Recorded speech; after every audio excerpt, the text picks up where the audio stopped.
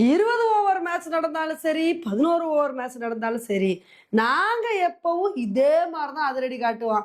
இப்படி வந்து சொல்ற மாரி தான் நேத்து மேட்ச்ல ராஜஸ்தான் அதிரடி காட்டி, மும்பை அசால்ட்டா வந்து வின் பண்ணிட்டாங்க. நேத்து மேட்ச் வந்து ரொம்ப டிலேவா தான் நடந்துச்சு. டாஸ் போடுறதுக்கு முன்னாடியே மழை பயங்கரமா பெய்ய ஆரம்பிச்சுருச்சு. எங்க இந்த மேட்ச் கேன்சல் ஆயிரும் அப்படின்னு தான் வந்து எதிர்பார்த்தோம். ஆனா இந்த மேட்ச் வந்து 11 ஓவர் மேட்சா வந்து நடக்கும் அப்படின்னு சொல்லிட்டாங்க. மும்பை டாஸ் வின் பண்ணி ஃபர்ஸ்ட் பவுலிங் வந்து சூஸ் பண்ணாங்க. ஆனா ஏன்டா பவுலிங் சூஸ் பண்ணோம் அப்படின்னு சொல்லிட்டு நொந்து போற அளவுக்கு தான் நேத்து ராஜஸ்தானோட பேட்டிங் சும்மா தரமா வந்திருந்துச்சு. ஜெய்ஸ்வால், சூரியவன்சி 2 பேருமே அதிரடினா அதிரடின்னு சொல்லிட்டு பட்டைய கிளப்பிட்டாங்க. இதுல வைபவ் சூரியவன்சி நான் வழக்கம் போல அதிரடி காட்டுவேன் அப்படின்னு மனுஷன் 6, 4 சொல்லிட்டு அடிச்சு நொறுக்கி தள்ளி வேற லெவல் இன்னிங்ஸ் வந்து கொடுத்தாருங்க. இவங்களோட பார்ட்னர்ஷிப்பே 80 ரன் வரைக்கும் வந்து போயிருச்சு. போச்சு இவங்க 2 பேர் தான் இன்னைக்கு 11 ஓவர் வரைக்கும் விளையாட போறாங்க அப்படின்னு வந்து எதிர்பார்த்தோம். அப்பதான் எப்படியோ தாக்கூர் வந்து நான் வைபவ் சூரியவன்சியோட விக்கெட் எடுப்பேன் அப்படின்னு சொல்லிட்டு சூரியவன்சியோட விக்கெட்டை வந்து எடுத்தாரு. அதுக்கப்புறம் வந்து துருவ் ஜுரல் நல்ல ஒரு இன்னிங்ஸ் கொடுப்பாருன்னு பார்த்தா அவர் வந்தவொடனே நடை கட்டிட்டாரு. அதுக்கப்புறம் கேப்டன் ரியான் பராக் வந்து 2 சிக்ஸ் அடிச்சு அவரோட பங்கை அவரும் நல்லா வந்து கொடுத்தாருங்க. அவரோட இன்னிங்ஸ் கண்டினியூ ஆக நினைக்கும் போது ரியான் பராகும் ஒரு கட்டத்துல வந்து அவுட் ஆயிட்டாரு.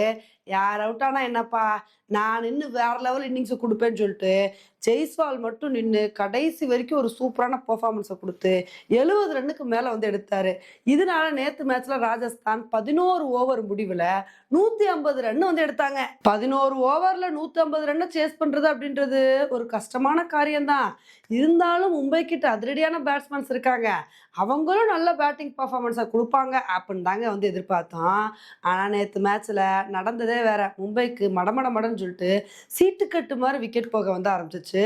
ஃபர்ஸ்ட் ஓவர்லேயே ரிக்கல்டனோட விக்கெட்டை ஜோஃப்ரா ஆர்ச்சர் வந்து தூக்கிட்டாரு.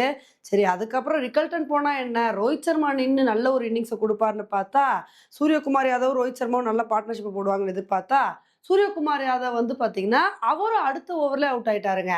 அதுக்கப்புறம் ரோஹித் சர்மா சப்போர்ட் பண்ணுவார்னு நினைக்கும் போது அவரும் வந்து வழக்கம் போல சந்தீப் சர்மாவோட பால்ல வந்து அவுட் ஆயிட்டாரு. அதுக்கப்புறம் திலக் வர்மா, ஹர்திக் பாண்டியா இவங்க 2 பேரும் ஏதாவது சப்போர்ட் பண்ணுவாங்க அப்படின்னு நினைச்சா ரவி பிஸ்னாயோட பால்ல ஹர்திக் பாண்டியா, திலக் வர்மா 2 பேரும் ஒரே ஓவர்ல அடுத்தடுத்து அவுட் ஆயிட்டாங்க.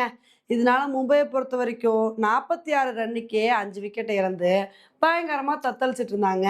அவ்வளோதான், மும்பையோட கதை முடிஞ்சு போச்சுன்னு எதிர்பார்த்தோம். அப்பதான் வந்து ரூதர்ஃபோர்ட், நமன்தீர் 2 பேரும் ஓரளவுக்கு சப்போர்ட் பண்ணாங்க. 2 பேரும் முடிஞ்ச அளவுக்கு கான்ட்ரிபியூஷனை கொடுத்தாங்க. ஆனால் அவங்கனாலையும் கடைசி வரைக்கும் இன்னிங்ஸை கண்டினியூ பண்ண முடியல. அவங்களும் ஒரு கட்டத்தில் அடுத்தடுத்து அவுட் ஆயிட்டாங்க.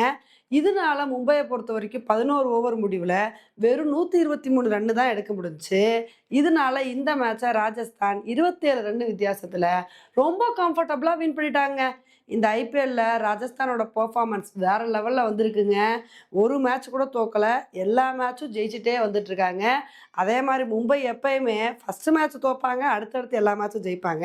இந்த தடவை ஃபர்ஸ்ட் மேட்சை வந்து ஜெயிச்சுட்டு அதுக்கப்புறம் 2 மேட்ச் வந்து தோத்து போயிட்டாங்க. இனிமேல் வரப்போகிற மேட்ச்சில் மும்பை என்ன மாதிரி பெர்ஃபார்மன்ஸை கொடுக்குறாங்க அப்படின்றத பொறுத்து வந்து பார்க்கலாம். ஓகே ஃப்ரெண்ட்ஸ், நேற்று நடந்த இந்த மேட்சை பற்றி நீங்கள் என்ன நினைக்கிறீங்க அப்படின்றத என்னோட கமெண்ட் செக்ஷனில் போடுங்க. இதே மாதிரி இன்னொரு வீடியோவில் வந்து மீட் பண்ணுறேன். Bye friends.